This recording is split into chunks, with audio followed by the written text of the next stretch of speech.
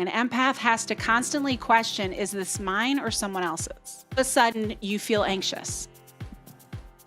Your initial reaction is, oh, I must be anxious because there's this thing I have due, or because something's not right in my marriage, or, something is wrong here, right?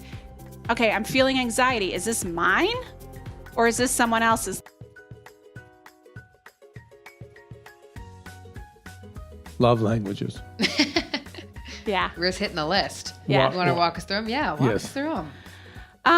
Well, let me see if I can remember them all. Help me remember. There's gifts, physical touch, words of affirmation, quality time, acts of service. And I think that's it. There are 5 love languages, right? Mm-hmm. And there's even a quiz. This all comes from Gary Chapman's book, The 5 Love Languages. I'm a fan of it as to a point. It's very, it only takes you so far, but it's unbelievably powerful. And it's great to do even on your kids. Like, it has helped me so much to know what my kids' love languages are. And by love language, we mean how your children or how these other people communicate. How your partner, what lands as love to them, right? Oh. So when I love my husband, and do loving things toward him, my natural instinct is going to be to love him the way I like to be loved. That's what occurs to you, right? Right. I would love it if someone, scratched my back, so I'm going to scratch his or whatever. I would feel really loved if my partner made this huge romantic gesture, so I'm going to make it to you. And I hear this from couples all the time, where they're like, she keeps saying that I need to be more romantic and I need to show her more love, and I bring her flowers once a week and I call her, but that's not her language of love, right? So understanding how each of you experiences and feels loved informs you so that you understand, like my husband's, which is not at all mine, are words of affirmation. So I learned how to be really skilled at giving very robust appreciation and giving a lot of it, because every time I do, he feels loved. And that's his language of love, right? For me, it's physical affection and quality time, right? You kind of have a primary one and a secondary one. But I would encourage you, and I know, we only have so much time. I could talk for hours about this. The 5 love languages is a great place to start. But I also encourage you to explore Enneagrams and human design. Oh, the best. Let's discuss, please. We had a human design girl. Oh, it's so much fun. Oh my God. And that really was a profound shift for me. And I only discovered human design in the past couple of years. I am a generator. Okay. Can we back up on define what these things are? Kids. Okay. Sorry. So human design, and people can listen to the podcast you did. Okay. So human design is it's based, all of these things. So human design is kind of based on your birth date and time. It's almost like an astrological sign, but it's so much more robust. And it was downloaded by this guy, I don't know how many decades ago. And it takes into account, it's this crazy complex algorithm of sociological, anthropological, cycle. I mean, it's kooky. Like, this person had a visitation or something. I don't know how he came up with this. And when I tell you, it is insanely accurate and unbelievably freeing, because so there are different types. There are manifestors, generators, projectors, and manifestor generators, right? And what happens is, because of society, because of our family, because of our stories, whatever, we want to be a certain thing, right? Like, a projector who is someone who is more like in the support role, someone who really is designed to, I think you're probably a projector. I think so too. Someone who is in the background, who is supporting, who is making all the things behind the scenes work. But what's important about that is that if you're a projector who has a story, you should be a generator or a manifestor generator. Like, a generator is someone who just loves the ideas and comes up with all this creative inspiration and has all of these ideas and things they want to share and things they want to create. But they are not at all a projector. You know, they are not at all in their genius when they're doing the logistics of their lives, right? And so a generator really needs a projector, and a projector really needs their support to be acknowledged and their advice to be valued. And so you start to really understand what's important to you, where your strengths are. And so when you understand that not only about yourself, but about your partner, like I have a producer, Sam, on my podcast, who is a projector. Thank goodness, because she's an amazing projector. And so I make it a point to not only listen to her advice, because projectors have amazing, intuitive, and smart advice, but I articulate my appreciation, because projectors really, they want to be listened to and have their advice valued. That's a huge part of their self-worth and their job satisfaction and everything else. So I make it a point, even if I'm thinking it and wouldn't, or, oh, that was good, you know, or I would listen to what she said and go on to the next thing. I try to make it a point to be like, yeah, that's really good advice. If I think that, obviously I don't blow smoke up her butt, but that's an example. So when you understand that about yourself, your partner, your children, now the Enneagram is a whole other story. Backing up on the human design thing, can you be more than one of those things? I know people who are, no. We have strengths in all of these. If you go to, if you just Google human design, I don't remember the name of the website. I just did a podcast on my show about this, and I put it in the notes.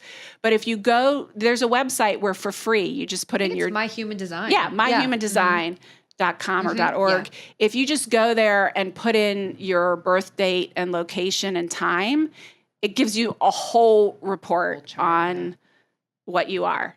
And it doesn't mean you don't have the other things too, but this is your sweet spot. And it helps you release those things that you've been trying to do that you just aren't good at or aren't working for you. It helps you really step into your genius and claim it and understand it. And it helps you understand the people you care about better also when you learn what they are. Got it. And projector, manifestor. Yeah. And what's a manifestor versus a generator? They're both. I know it was crazy when we did it because Maria, Pooja, and I are all man gens. So we're all manifesting generators. Maria and my chart was like wild similar. Yeah. And we both were like, yeah, that makes sense. But it makes sense because a lot of our geniuses are the same. Yes. Which sometimes doesn't work for us. Right. But thank God you have the projector here. But truly. So yeah, they're all just slightly different. Like Dr. Laura said, it's fascinating because, like, obviously Maria and I are both man gens, but also we can. But what is a manifestor generator is someone who has all the creative inspiration and the ideas and everything, and makes that shit happen. Manifests it. Can kind of be thrown into anything. Can be thrown into any situation and do well and makes it happen. And generates the. Yeah. Right? The generator is someone, I really wanted to be a manifestor generator. That's what I was trying to be. And I would get so frustrated because I would have all this creative inspiration and all of these ideas, and I would start creating them, but it wouldn't necessarily manifest all the time, right? It wouldn't manifest into a book or a show or So you're a manifestor? I'm a generator. You're a generator.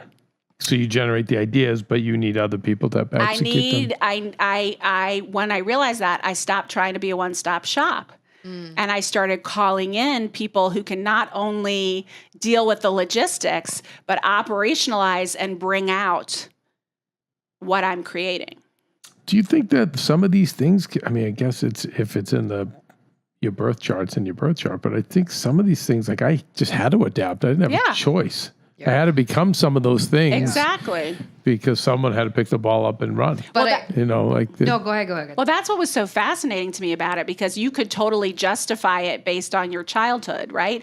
Or you could justify it based on your soul's journey and what your soul signed up for. And it was so fascinating to me that it actually fits. And I've had my friends do it. I've done it for my kids. I've had clients do it. It fits so perfectly, and it's so bizarre. Yeah. Okay, so now Enneagrams. Yes. Enneagrams are ancient. The Enneagram is thousands and thousands of years old. It was brought to this country probably in the 1970s.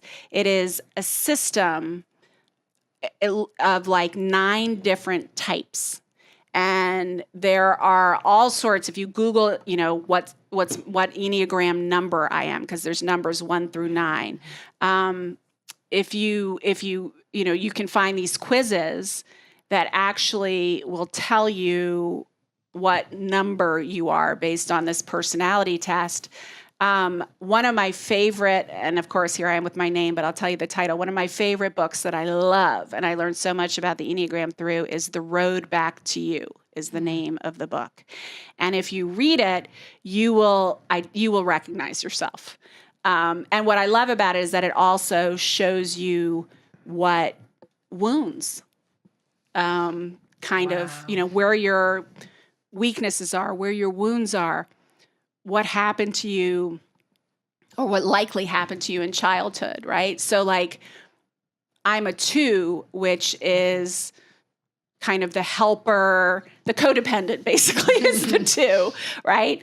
And what's cool about it, it's on a circle of 1, 2, 3, 4, 5, 9 at the top, right? And then it goes 1, 2, 3, 4, 5, 6, 7, 8.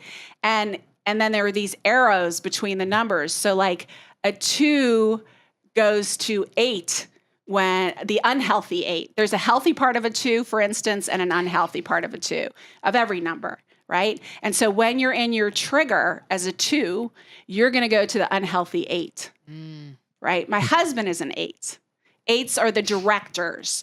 They are in charge. They are strategic. They have amazing advice. They are in charge, right? And when they're in their shadow self or in their trigger, they can be angry or controlling or critical, right? And so when I understood about him, for instance, because most of the time he's in his genius and not in his shadow, but just like everyone else, right? He goes into his shadow sometimes. And then I would get all codependent and crazy when he would get into his, right? We would trigger each other. When I learned, and I remember reading in that book, and it changed everything. It said, the 8 does not, I'm paraphrasing, but it said the 8 does not need to control everything. They just don't want to be controlled. Ooh. There is a huge difference. Right? Mm-hmm. And that changed it because I had all these stories like, you're being a control freak. I'm not going to be controlled. It was like that whole battle of wills. And when I realized, oh no, he doesn't want to control me. He just doesn't want me to control him. Right. That's a big difference, right? So that's an example of how understanding not only your number, where you go in health, where you go in trigger, what it looks like when you're at your best, what it looks like when you're at your worst, but you also understand that about your partner.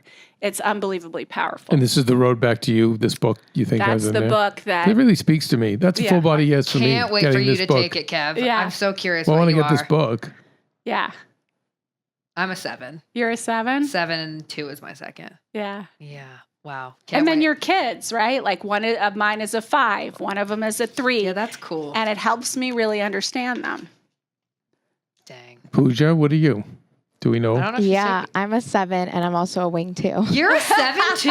Yeah, that's wild. Wait, which one is the 7? I don't think Enthusiast. I know. Oh, the enthusiast. We don't like being bored. We do not like to. Pooja and I are so similar. Our it's human crazy. design charts were basically the same, except for maybe 2. What's Maria? I think she may be a 3. I don't know what her Enneagram is actually. 3 would make sense. But I'm going to take it over to Kelsey now because see how Kelsey's like, me and Pooja are a lot alike. Then she's like, me and Maria a lot alike. Then she's like, me and Kevin a lot alike. All of ours. But I'm getting to another point because she's a super empath, and she is. She's not lying. But let's talk about when you're that big of an empath. And you said before we started the interview, when you are an empath, and would you say you're not in control of it? Well, I was accusing you of not being in control of your empath. Right. Because you were saying that when you're in I was asking you what it's like to come back to LA from Connecticut, and you were saying the energy is so frenetic here. Yeah. It's hard for me, right? And it would be hard for any empath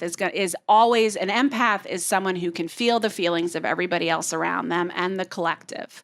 And it's an intuitive gift. It's amazing. But it's a very hard life because you're feeling all the shit of everyone all the time. Yeah. And so what I mean when I say you're not in control of your empath is that you are at the effect of all the energies around you. And it doesn't have to be that way. And because most of us never questioned it, didn't even know we were empaths, or have no idea that there's a way to protect yourself, it's literally about putting an energetic force field around yourself is how I would describe it. From the moment you wake up, put yourself in a bubble. Okay, so I want to back up for 1 second because I think a lot of our audience, the Heal Squad, are empaths, and they're who are not in control of it.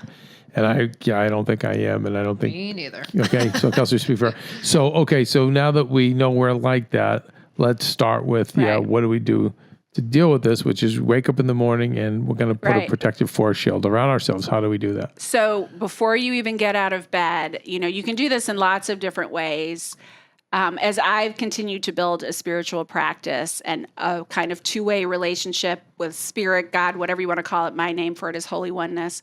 I sort of say it as a welcome to the day and as a prayer, right? So I'm opening my eyes to live in the world with love and abundance and connection. I'm calling in my angels and my guides, to surround me, and I'm creating a bubble around me of beautiful violet protective light that is like a filter, where only what I want goes out and only what is aligned with the highest frequency of love comes in, and no other energy. And you doing this in bed? You sit up in bed and do it? I just as I'm opening my eyes, before you pick up that phone or anything else, but you can do it at any time. I just like starting the day that way. Do you speak it or think it? Sometimes it depends. If there's no one else in the room, I speak it sometimes, but sometimes I just say it silently. I do find that speaking it out loud, if you can, gives it a little more, to me, it feels a little more oomphy,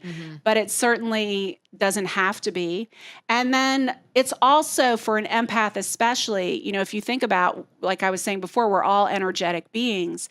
What's happening with an empath, we're all in training or matching each other's frequency until we learn to hold our own, right? And so what the empath is doing is like a ping pong, crazy, bouncing all over the place, matching, because they're feeling and sensing unconsciously, not to mention consciously, everyone else's energy. And then they're being affected by it and matching it, right? And so you're like an ungrounded electrical cord. You ever seen those where they're whipping all over the place? So it's super important also to ground your energy, right? And I have meditations on my website. If you just go to drlauraberman.com to the Quantum Love page and look at the meditations, super simple. You're just like, it takes a few minutes. You're taking some deep breaths, and as you breathe in, you imagine light flowing in through your body, and as you breathe out, you shoot it out your tailbone, deep, deep, deep into the earth, and kind of ground it there. Because your body, your energy body, in order for you to feel stable and centered amidst the chaotic energies, you don't only want the force field, you want your body, your energy body, to be super grounded. And I've heard people even do it in the shower. Imagine a white light around them in the shower, taking that time to build their force field. Yeah. What's your thought on, things like evil eye charms, or I've heard wearing black. I've heard wearing crystals, or sometimes the black bracelets with those are protective, like onyx or onyx. Those. I don't know. I mean, I know Greeks and people in Mediterranean cultures in general believe a lot in the evil eye. It just depends on what you believe in. If you believe in it, then it has power, and if you believe in the evil eye, wear something to ward it off. Wear one of those evil eye repellent things or whatever else. But that doesn't mean that evil eyes, it exists for you because you believe it. And it's an inherent part of your, it's a generational kind of DNA thing, right? Like if you believe it. I'll see Maria just gets these massive migraines, or she can't even keep her eyes open. She's like, I think I have an evil eye. Yeah, right. And then someone in the family has to read some kind of prayer, and if they cry when they read the prayer, then Maria had a really... Okay, so she believes that, and it's true, right? For her, it's true. It's fascinating, and I've seen her come right back out of it once the prayers are read, or it's really interesting. I mean, for us, it's been real because I see she's like laid out, so I can... Wow. Yeah, and it is real. I mean, it is... I'm not saying it's real for everyone, right? Like, I don't subscribe to that, but there are I do think that I'm affected by the energy of others. And I believe that I'm more powerful. My intentions for myself are more powerful than anyone else's intentions for me. I love that. And that's something that I believe in every cell of my body. So I'm not affected by the evil eye because no darkness is stronger than my light. Ooh. Oh, I like that. I've been sleeping with my rose quartz recently. Yeah, crystals are beautiful. Crystals, you have to keep cleaning them. Crystals are transmuters of energy. Wait, you have to clean them? Yeah. I didn't know that. Because they absorb, they're like sponges. And so even better than rose quartz, actually, the highest frequency crystal, I sneak these. I have these under my son's bed and under my husband's side of the bed. They don't know because they would be like rolling their eyes at me or taking them away. But I have selenite under their bed. That's the highest frequency. But all of and rose quartz is really the frequency of love and open-heartedness. So if that's something that you really want to cultivate in your life, it's also... I'm a big proponent, and they're extremely absorbent. I have had so many women with sexual trauma or even and I should give you one of these, Kelsey. I have this. I haven't started selling them yet, honestly, because I just can't deal with the distribution and fulfillment piece. Right. But I made for my clients these sexual healing kits that has a guided meditation, a rose quartz wand, bath salts, and a Palo Santo stick, and a candle. And it is... And you use the rose quartz wand in the bath because there is an energy, every time you have sex, there is an energy exchange. And if you've had some toxic relationships or abusive relationships or heartbreaks, it's an amazingly healing process to release that energy. But with all of these crystals, the way you clean them is you put sea salt and water and you soak them in that overnight or under a full moon. And what will a selenite do as opposed to rose crystal? You said rose crystal is about love. Rose quartz, it's more of like an open-hearted, healing, love-conducing, love wound healing crystal. And the other cool thing is that they'll often break when they've done all they need to do for you. Whoa. And then you have to bury them. Oh, I didn't know that. Yeah.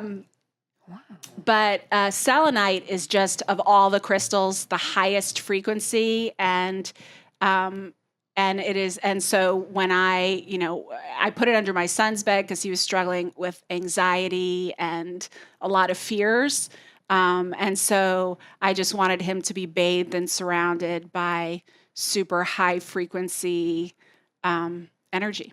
And how often do you have to wash these? I tend to try to do it it depends how much you're using it, right? Like if you're wearing that onyx bracelet 24/7, do it more often. Or if I'm wearing like these crystals I'm wearing right now, this is just regular quartz and angel aura quartz, which is kind of psychic connection. So like if I've been wearing this on an airplane and to a huge conference and around tons of different energies versus staying at home during the pandemic, I'm going to clean it more often than, it sort of depends on how much you're using it and how much other energy it's being exposed to. I remember being given some, long time ago. And I just said, listen, I work very physical. At that time I was working in the carnival business. And I'm like, all we're doing is picking up stuff way too heavy for us human beings to be picking up and putting it down. But all right, I'll take them anyway. And I remember the very first day, they just shattered. They broke. And she was like, I've never even experienced that before. Well, I always was confused. What did that mean? Anything, or did they? Yeah, it took it. I took everything it could possibly take. Oh.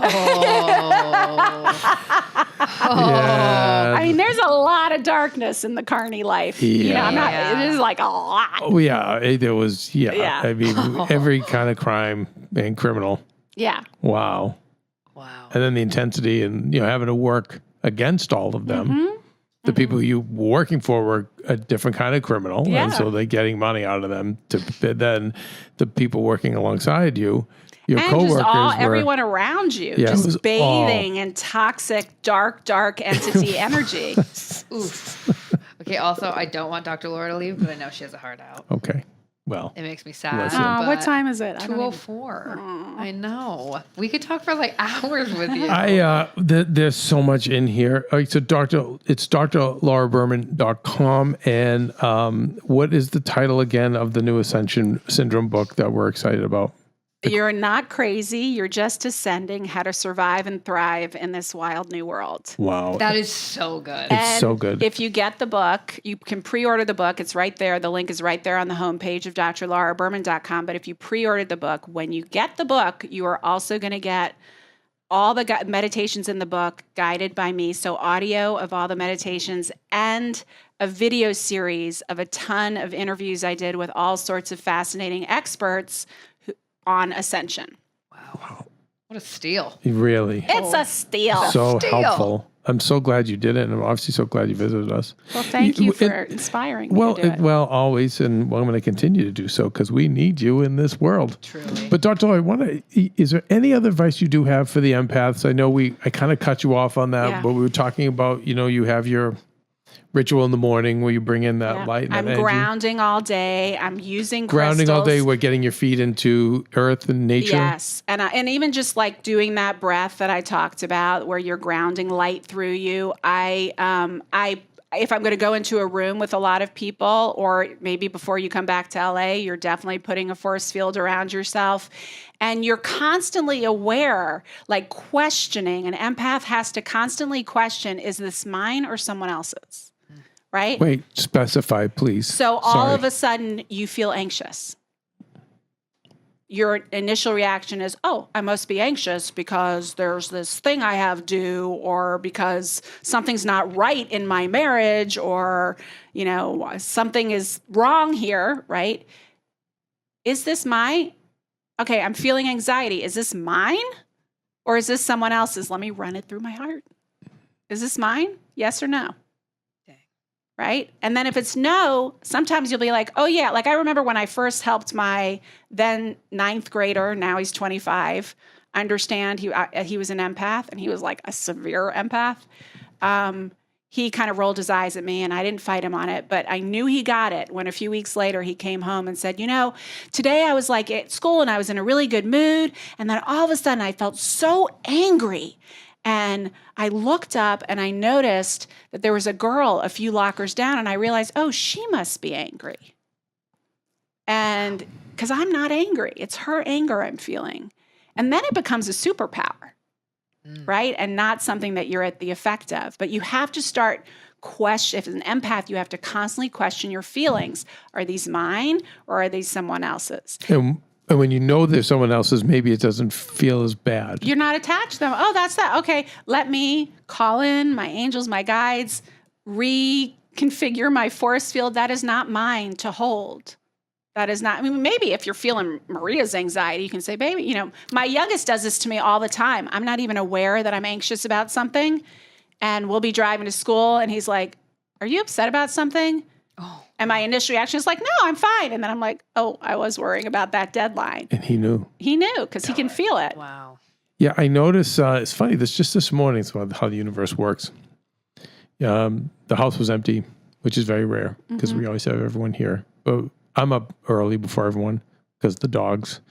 So, but they're fine. And they really run me through the ringer as far as this one poops here, this one pees there. They have all their personal agendas. This one has to have to be hand fed. This one needs their food mixed. Like they really got me. But we make it work. And yet, I just feel like this really nice peace. And I realized, all the people around me really they are affecting and you. Maria, now that you said this, it's her anxiety, all of her massive anxieties, which have been greatly reduced working with you and Dr. Joe Dispenza. They've been greatly reduced, which has been such a help to me. But in me trying to heal myself physically, I've been saying, I just want to be alone. Yeah. And I think that's why I'm saying it, because it's all that energy. Maria's energy is big. But there's Kelsey's also, energy is big, but Maria's energy is bigger. She's but older. There's also she's, just psychologically, there's the part of you that is a little bit codependent, right? a big time. So you not only have to build that force field and recognize that's hers and not yours, but you have to be okay with her not being okay. Yeah, that's hard. Oh, yeah. You just That's really hard. until you do that, that's your growth edge. That's your soul growth. That's your ascension homework. Like until you can do that, you are at the effect. If Maria's latte's on right, I'm like, okay, let me let me go. Do it. No, honey, I can fix it. No. Yeah. It's not yours. And you are actually doing her a disservice. No, I know. I know. Because her soul came here to learn about, and I'm speaking to myself as well as you. This is something I we're had very to much learn. alike, you and I. I had to learn that it is not only is it not my job to rescue people, because my thing was, if I can fix it, why not fix it? That's how I think. Right? Like I can fix it easier than they can fix it. So let me just fix it. Everything, by the Yeah. way, it's even physical things. I'm like, Yes. well, what the hell, I can. Right. You need But me it to is knock the not wall your down? No. job to fix it. And I had to realize that not only is it not my job, just because I can fix it doesn't mean I'm supposed to fix it. It's not my job to fix it, but actually I'm doing a disservice to this person. I'm making them in handicap Wow. Yeah. because oh my God, they yeah. came here to learn to fix it for themselves. And when I take it away from them, not only am I not having faith in their ability to fix it, but I am taking away their soul growth and their opportunity to ascend and their opportunity to learn to fix it for themselves. Amen. I am doing them a disservice. I'm hurting them by trying to fix it for them when it's not my job to fix. I think I have Say hundreds it of people again. out there with handicap plates. Say it again. Yeah. But No that's wonder you're freaking amazing. exhausted, For Yeah, man. real. no, Kelsey knows. Yeah, yeah. It's all my choice. But this was again so eye-opening. Our last session we did private Holy was cow, life-changing. yeah. Yeah, and This really spend helped. more time alone. If you can't set those boundaries, then just make sure you spend more time alone so you have some relief. Or you're going to get sick. I am sick. Well, so you're going to get sicker. Sicker. Yeah. You're not going to get well Yeah. until Well, that's you what I've really. been saying, and I've been joking about it. Like, I just need to be alone, but I really do. I just Yeah. want to be. I don't mind the dogs. Like I said, We they're need to make easy. you a little he shed. Yes. Like, and put all kinds of crystals. I have that in every house I live in. I have my little room with all my crystals and all my things. I freaking love it. Are This you right kidding here. me? Honey? Yeah, no, you No, go there for an soundproofed. hour a day. It's soundproof. There's no intercom. Agreed. No cell phone upon entry. Yeah. Oh my God, this is Maria so cute too. The way she does it, she's like, I can't help it. I need you. Yeah. And then part of you loves it. Oh, he loves it. Of course, it. of course. And you know why you love it? Because you think if she needs you, she won't leave you. That's right. Yeah, I guess Right? with everybody. Well, That's with it the always feels codependent. good to feel. I like it. Always feels good to be course. needed. Yeah. But yeah, it's yeah. Maybe joke's over. With Ascension, those old coping skills are not going to work. No, it's not working anymore. Nothing. No, can't do it all my anymore. old gold twos are not working No. anymore.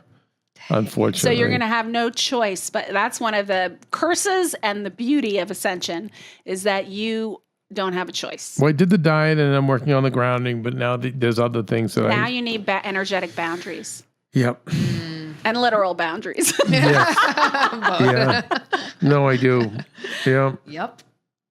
Mm-hmm. All right. All right, Kev. Good Right. stuff.